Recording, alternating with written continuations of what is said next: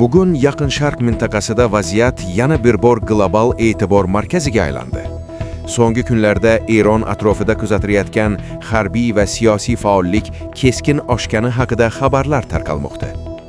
Xalqaro tahlilchilar va kuzatuvchilar mintaqada ehtimoliy keskinlashuv xavfi ortayotganini ta'kidlamoqda. Ayrim manbalarga ko'ra, bir nechta davlatlar o'z harbiy kuchlarini yuqori darajadagi tayyorgarlik holatiga o'tkazgan. Shu bilan birga, rasmiy doiralar hozircha keng ko'lamli harbiy zarba yoki hujum boshlangani haqida aniq ma'lumot bermagan. Bu esa vaziyatni yanada noaniq va xavotirli qilmoqda. Diplomatik bayonotlar ham tobora keskin tus olmoqda.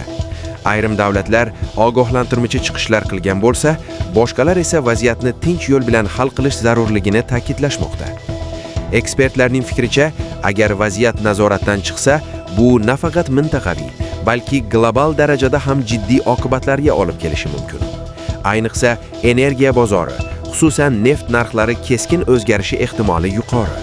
Shuningdek, geosiyosiy keskinlik ortishi xalqaro savdo yo'llari va iqtisodiy barqarorlikka ham bevosita ta'sir ko'rsatishi mumkin. Investorlar va bozorlarda allaqachon ehtiyotkorlik kayfiyati sezilmoqda.